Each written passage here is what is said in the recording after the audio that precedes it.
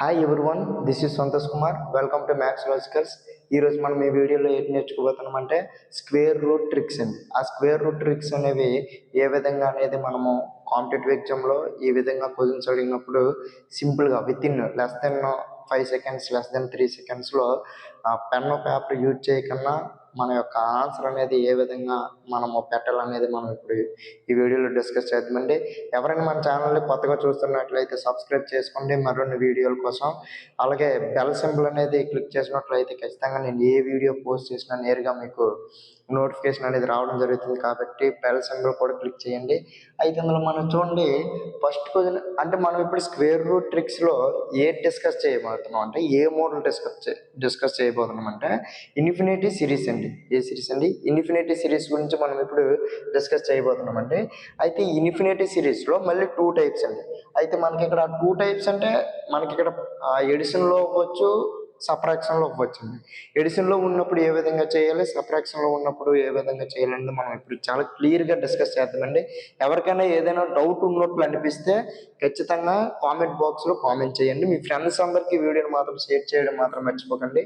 అయితే మనకి ఈ యొక్క డిస్కస్ చేసే ముందు మీకు ముందుగా ఏంటి తెలియాలంటే కాంజుగేటివ్ నెంబర్ అంటే ఏంటో తెలియాలండి.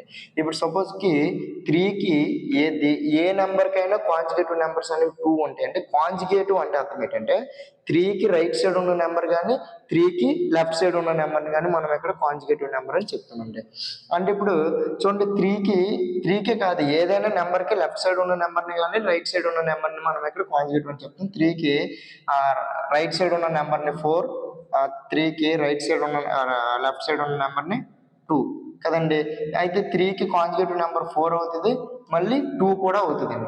అట్లాగే మనము ఏవైనా నెంబర్స్ని 2 నెంబర్స్ని పక్కగా రాస్తున్నట్లయితే దాన్ని మనం ఇక్కడ కాంజుగేటివ్ నెంబర్ అని చెప్తామండి.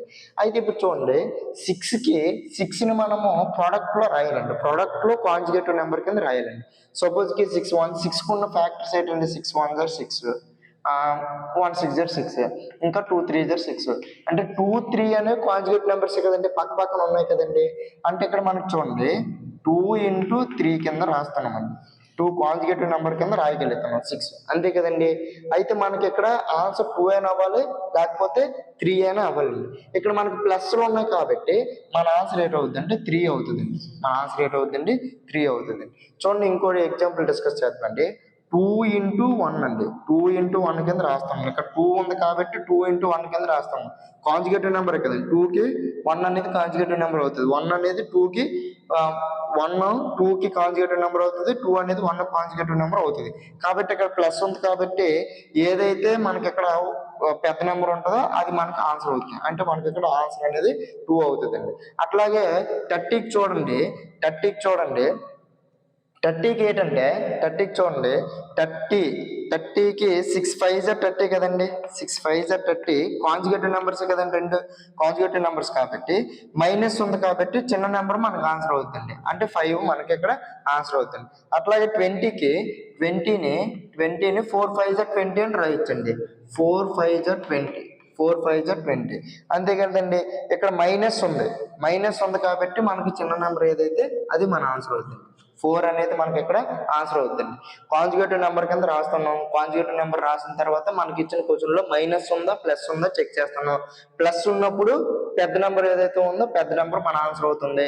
మైనస్ ఉన్నప్పుడు చిన్న నెంబర్ ఏదైతే చిన్న నెంబర్ అనేది మనకి ఇక్కడ ఆన్సర్ అనేది అవుతుంది. ఒకవేళ మనం ఇక్కడ కాంజుగేటివ్ నెంబర్స్లో రాయలేకపోతే మనకి ఇక్కడ చాలా చిన్న ఫార్ములా ఉందండి. ఆ చిన్న ఫార్ములాని గుర్తు పెట్టుకోండి. √4n + 1 + 1/2 అండి. ఇది మనకి ఇక్కడ ఫార్ములా అండి. అలాగే ప్లస్ ఉన్నప్పుడు మైనస్ ఉన్నప్పుడు మరొక ఫార్ములా ఉంది. ఆ ఫార్ములాని కూడా మనం ఇప్పుడు చెప్తామండి. అయితే 4 × n అంటే 5 కదండి. ఇక్కడ 5 + 1 స్క్వేర్ రూట్ ఉంది కాబట్టి స్క్వేర్ రూట్ +1/2 అంతే కదండి.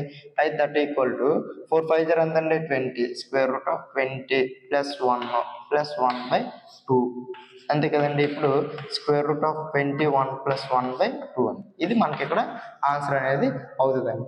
అట్లాగే మైనస్ ఉన్నప్పుడు ఫార్ములా ఏంటంటే √4n + 1 - 1/2 అండి.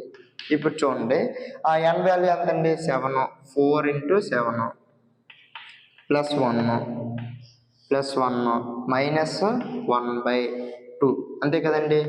4 7 జార్ ఎంతండి 4 7 జార్ 28 28 plus 1 square root minus 1/2 that equal to root 29 minus 1/2 అండి. ఇది మనకి ఇక్కడ ఆన్సర్ అనేది అవుతుందండి. టాపిక్ అనేది అందరికీ అర్థమైందని అనుకుంటున్నాను. ఎవరికైనా అర్థం అవ్వకపోతే కామెంట్ బాక్స్లో కామెంట్ చేయండి. Thank you for watching this video. Thank you to all. మన ఛానల్ ఎవరైనా కొత్తగా చూస్తున్నట్లయితే సబ్స్క్రైబ్ చేసుకోండి.